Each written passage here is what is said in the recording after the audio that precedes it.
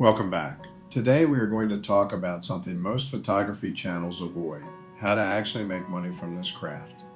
By the end of this video, you will have a clear picture of the real revenue paths available to photographers, and more importantly, which one might fit you best.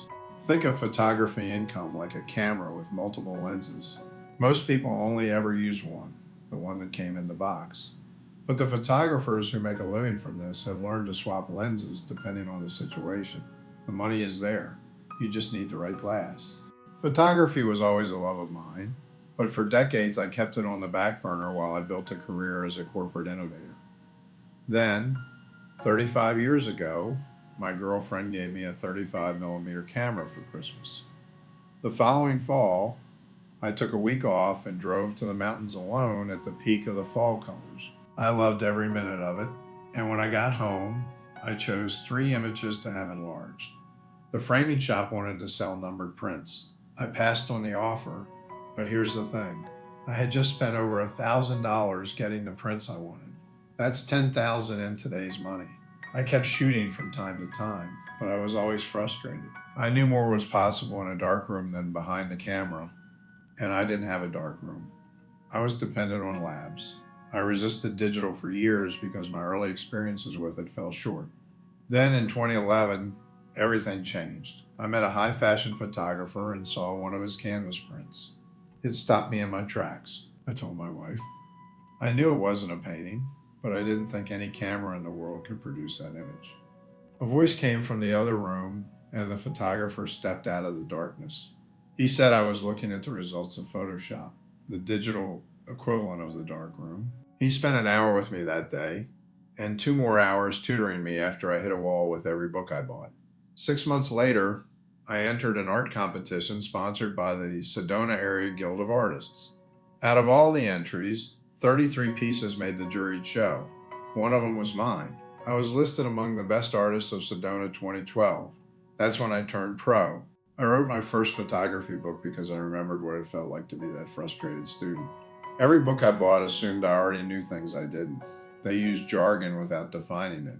They skipped steps. So I wrote the book I wish someone had handed me on day one. To my genuine surprise, experienced photographers gave me some of my best reviews. That one book led to over 20 more, and combined they have sold more than 100,000 copies. The lesson here is not that books are the answer. The lesson is that your frustration is often a map pointing directly at what the market needs. Let me lay out the actual paths.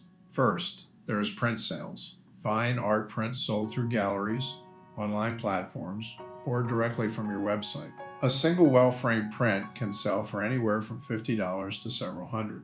I was in 2 local galleries for more than a year. It was a great experience because I got to interact with buyers. I sold several prints to art collectors for more than $500. It was gratifying, but not my first choice. I could have started here the day that Framing Shop offered to sell my work.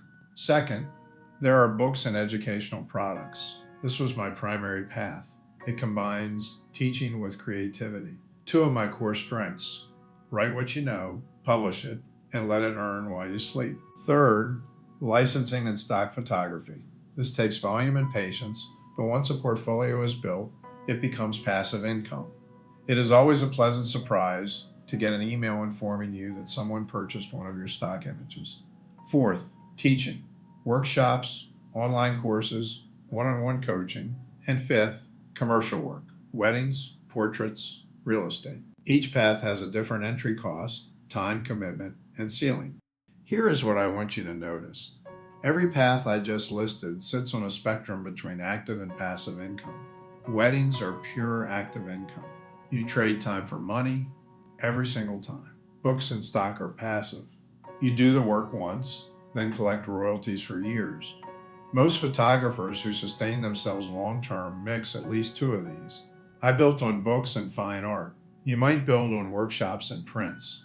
The combination is what creates stability. If you are just getting started, do not try to open every door at once.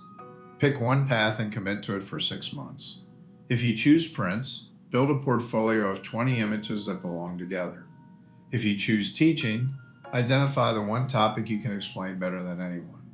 If you choose books, start writing before you feel ready. The single biggest mistake is jumping between paths and finishing nothing. Something nobody told me early on. Your income will lag behind your skill by about 2 years. That is not a flaw in the system. It is how creative businesses work. You spend years building a body of work that feels invisible, and then one day the accumulation tips and people start finding you. I published for years before the sales numbers became meaningful. The photographers who quit during the invisible phase never find out how close they were. One practical thing that helped me, I started treating my photography business like a second camera body. Just as you carry a backup body on a shoot in case one fails, I always kept 2 income experiments running. When one stalled, the other was still moving. This took the emotional pressure off any single project and let me make clearer decisions. So to summarize, there are at least 5 clear paths to photography income. Pick one, commit for 6 months, and accept that the results will trail your effort by a year or 2. The photographers who succeed are rarely the most talented. They are simply the ones who stayed in the game long enough for their work to compound. If you want to dive deeper into the techniques that built my career, my books are designed to take you from beginner to confident by the shortest route possible.